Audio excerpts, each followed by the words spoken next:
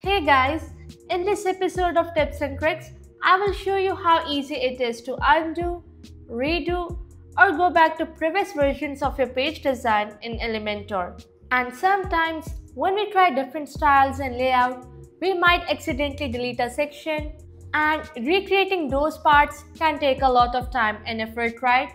But here's the good news. You don't have to start from scratch. Just press Ctrl and Z together on Windows or Command and Z on Mac to undo your last sections. It's that simple. With just these two buttons, you can recover deleted sections and undo any changes you made. This goes for styling as well.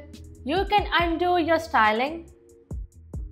Now, what if you decide that the changes you made actually look better and you want to redo them? No problem.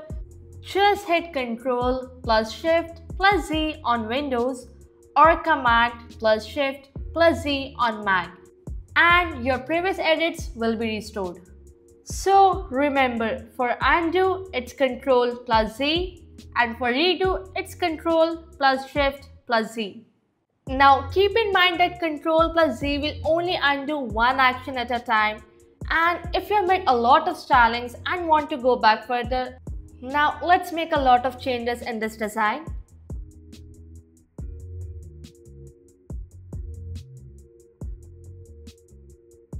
Now with these much changes, Ctrl plus Z won't work for undo, and neither Ctrl plus Shift plus Z will work for redo. Now what you need to do is click the E icon from the top left corner.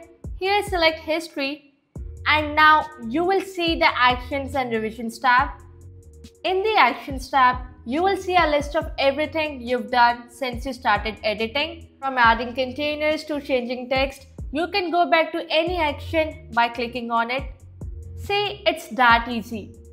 But remember, once you publish the page and close it, you can't select those actions anymore. I will reopen it to show what I mean.